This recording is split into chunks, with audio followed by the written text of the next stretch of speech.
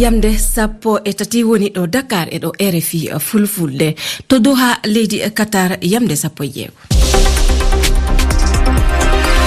Rama Diallo. RFI fulfulde du jokkuɗon heɗade kibaruji hande nyaloma aljumare nde kawre coupe du monde arane timman hande aljumare Cameroun e tondiran e Brésil fuɗɗude yamde sappo jeenay e fijo cakitingo fadde jeetaɓal ngal e fuɗɗude ana tirsa Cameroun jaalo Brésil taw e ngal kawral gongaddu Serbie ana hani heɓude polgu na dole do Suisse Ghana kamduna tan e pidi gilla yamde sappo e joyi hande na ɗiɗi lewru no gonɗen lewru sappo ɗiɗa ɓurdu wo nyalande heltanande haɓugol e maccaga ko ley aduna o tolla ƴuwayi e leyɗe yoga fa joni caggal duuɓi capanɗe nde nyalande hoyna ittude e tolla maccaga ko Sénégal kañum heɓi université suudu jangido sukaɓe mawɓe ɗiɗa ɓurdu laamuɗo diwal a Dakar e ngaltan e ndu kibaru hande e nyaloma o Emmanuel Macron lamiɗo France timminan yirle muɗum hande to États-Unis o jaɓɓama to diwal a New York hanke teddugal Joe Biden e kanko lamiɗo ɓe jewtidi ko fati e gollidan hakkunde leyɗe mabɓe ɓe daranto do hakkeji ɓi adama en e laamu pota on calminama ɗo RFI fulfulde puɗɗiren kibaru fandu coftal ɓalli kawre coupe du monde arane timman handen to Qatar e diɗe tawteɗe fijoji cakitiɗi handen Cameroun e tondiran e Brésil fuɗɗude yamde sappo e jeenay jemma kawral hasingal du e wuddude tawana tilsa ko Cameroun jaalo Brésil tawa e ngal kawral gongal du hono Serbie ana hani hebde polgu do Suisse naftude e Cameroun natiɗa ka ana wawi latade Angissa Frank Zambo kanko goto fiɗoɓe e Cameroun imo hollita en ɗo en keɗo. C'est un match hyper important. Ce genre de match ko pottital badngal fayida no feewi ko kawri baadi ni caabi ni be min gollo ngal ɗo gollal so tawi ari e folotira aduniyankewo aɗa hani fadde kawre baadi ni yeti ete noon be min gandi kawral ngal weɓata kono noon be min cofti e fettude ngal ete be min jiɗi folde kala komin mbawi noon mamin mbaɗ hamin polgal ngam ɓerɗe Afrique naaɓe ha tengti Cameroun naaɓe ina ɓuuɓe hen hay so tawi weɓata mbe min jogui kaɓorɗe ngam wawde wadde ɗum. J'espère le meilleur André Franck Zambo que je pourrais donner. Ɓeɗe yakori tan ko ɓuuri e am min André Franck Zambo mami tottir ɗum e ngal ɗo kawral bannami ɗum ko ɓeɗo yimɓe kala yiɓɓemi korfinimi kono kadi e ɓesgu Cameroun saabu noon min gaddi ɗo ko rayi Cameroun ete mamin kaɓe ngam rayi o wasa memde leydi wadde mamin kaɓe ha joofo hay hunde min gacceta. Ne rien lâcher jusqu'à la fin. Angissa Franck Zambo goto e piɗowoɓe e leydi Cameroun woɗi dow ley wakkatiji jokkoji ɗo no yamde sappo joyi Ghana kañum e tondiran e Uruguay taw ko Ghana ana e lunde lobbere hewtude fa hande du e piɗi garoji ɗi leyɗon en du kawre goɗɗe ana jokka jemma Corée du Sud e Portugal piddan ley hawrodirde hakkunde e Cameroun e Brésil ɗum ko hunde ko tiiɗi ka fa hande du yimɓe hewɓe fato Cameroun du ana kollatan ana wodi ko way latade e leyɗon en jango diɗe ko potan alan e alla asay e jango fadde majje waltude piɗi alan taw ko Sénégal kañum e etodiran e Angleterre e nden nyalande. Jokken kibaruji ɗi joni to Afrique du Sud ton fedde wonude laamu na e jewte karaɗe caggal tefore sappi Cyril Ramaphosa kanko joni imo sappa caggal nde o yitira kalisi kewɗo mo suuduno suudu député en leydi ndi jaati ana hasi ƴettude pellitan jippinde o laamiɗo caggal ɗe tumanɗe jokken to RD Congo ton en du poɗagu walti kasinɗo tiiɗi hakkunde mutuɓe M23 e kunukoɓe leydi ndi to funnangue piyanɗe nawɗe nanama e diwal funnangue ngan gilla jemma alkamisa ɗum o bonniti kasin jam keɓanoɗo caggal nyalaɗe joyi nandiral fukkinde kaɓorɗe ko reɓe leyɗe Afrique funnangue en jamino e jonde mabɓe e Nairobi Umuba. E nder ngal tumbodira waɗanongal to Luwanda nyande no gaye tati lewru sappo e go'a ɓuru nde hitande ɗo hari famodira waɗama hakkunde fedde murtuɓe M23 e ardiɓe kongoɓe ɗum tonginano nden fedde iwgo karewo kiwu nokku tawaɗo e ko wona haɓanede fimu kono darnugol ɗin cippiroji juutano wano e nde talatare yawtunde ɗo e wuro jeyango ka diwal Bambu nokku wontirɗo karewo Goma nde hare woni sabu mayugo siwilɓe boyi e biol Paul Lutibawa horejo société civile on bambu hankin kadi ɗi cippiroji fuɗɗitino kadiwa kirima nokkuje yaado e kibirizi o ɓeydi ɓe murtuɓe M23 wawi taƴutude o pon yaaruɗo hedde kibirizi o tentini o saayi ɗo fof no huli goto e ɓe halfinaɓe kisal mo yiɗayo inde mum feññine tumiri M23 firtugol aadi jokkitagol lancuru e cippiroji Willy Ngoma ƴettanowo konngol nde fedde M23 gongini fuɗɗitagol nde hare umo ba wali duuɓi capanɗe haɓugol e macca ngako e sonnude ɓi adama en ɗum o dalnama ko ɓooyi ka caggal ɗum fa joni sariyaji ƴettaɗe leyɗe e jama jokkaka ɗo leyɗe Afrique on tolla ana heddi yimɓe hewɓe daraniɓe hakkeji ana ciini na darani no waɗa de ɗum ɗon heɓa waylade wodi ɗo Sénégal ɗo en du fedde forba indirande forum du justiciable ɓeɗo ɓangini goygol hande aljumare hollude mette mabɓe e ko tawa to suudu député en hankin wiide ko kenga député debbo goto fiyama hello taw ko goto e député en lundiɓe wonno ko saabi ɗum caggalde konnguli mabɓe ɗi en mbohori suudu jangirdu mawndu ɗo Sénégal du udditama ɗo en ɗo jamñaƴo kenga o université timmi ɗiɗaɓo e université ji laamu ɗo Dakar inde mbiyeteɗo Amadou Mattara Mbow wonno ko teddinira suudu ndu ton en nutodiraɗo meɗen Ibrahima Niang seydi toke gollen keɗo Dudal inniragal Amadou Matar Mbow to diwan jamñaaju udditama e gardugol horejo leydi Sénégal Macky Sall. Avec l'inauguration de doyen d'usage udditgol nduɗo suudu jangirdu towndu ko tabal mawgal wonande leydi men ha tengti e ɓamtare Sénégal.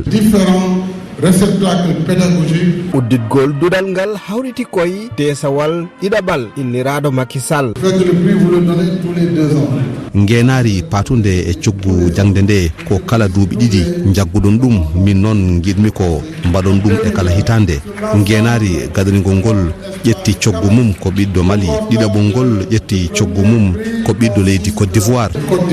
fuddiɓe jangude to dudal Amadou Matar Mbow ñaguima ne horejo leydi ndi ɓeydanteɓe janguinoɓe caggal noon ndewo noddiɓe e tinnare e jangde mabɓe ngam ɓe mbawa ɓamtude leydi Sénégal. Ibrahima Niadaka RFI. wodi to Burkina Faso ton en limnere laamu hessi jibude laamu ngu ka ɗon en horejo leydi ndi capitaine Ibrahima Traoré o holli ɗum ɗon en laataki kambari ɓe daranoken no waɗa de ɗum ta laato e wi makko du yimɓe ɓen andama ka nangule gaɗata kambari imo yiɗi filtude ɗum ɗo en e jam o holliti kanko laamiɗo kenga jokkitoɗen to États-Unis d'Amérique Emmanuel Macron laamiɗo leydi France jaɓɓama toon hankin en jaheɗade ceerno Modumba ana watana en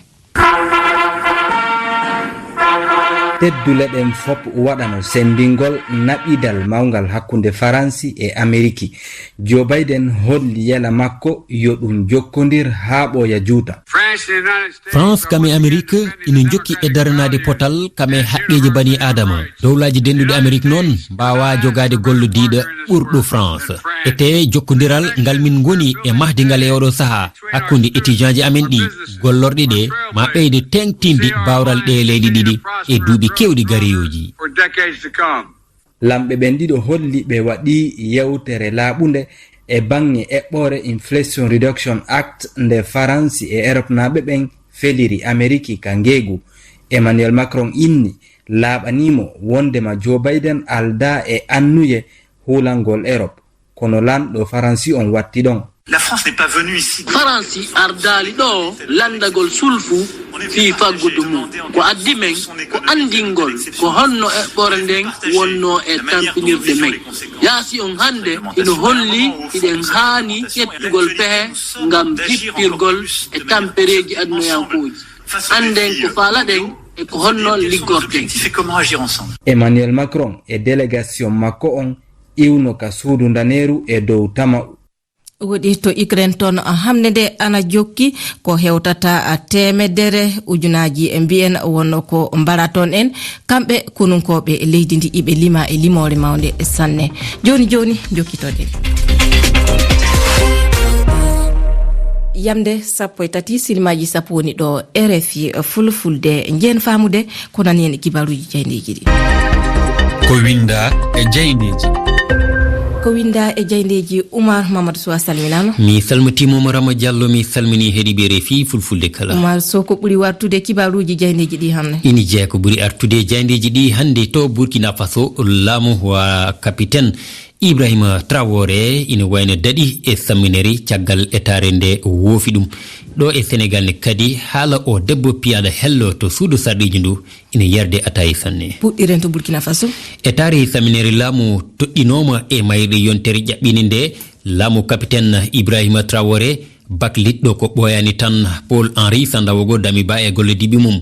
adi rokkirde kibaru o ko jayde Omega Media hollitde wondi nde o capitaine Ibrahima Traoré e hoore mum ko kanko tigi rokkiri e kibaru o alkames hanki e sahande o joddi to Wagadugu e pelle société civile ɗe kamɓe ardiɓe aadaɓe halfinaɓe finatawaɓe e oɗo kibaru mbo o rokki ombo ɓeyde hen walla mbiyen jani nde ne ɓeyde hen wonde eɓe gandi kanko capitaine o holli wonde eɓe gandi holɓen jogorno wadde nden ɗon saminere kono noon o suɓima wasde nangude ɓen saabu yiddi makko ko ardinde kaldal e kawral hakkunde ɓiɓɓe leydi ndi o yiɗa ko yartini Burkina Faso caggal e lawol ngol woni ngam bawrital ɓiɓɓe leydi ndi kono noon jande Omega nde ina lamɗo ndeɗo samineri laamu hol fof sababu e oɗo saaha to Burkina lewru tan nde caggal ina wayna nde nguɗo laamu hes joƴƴina beele leydi ndi ɓurani sohlude goɗɗum ko wona ɗum ɗon beele wona deƴete kay ɓuuri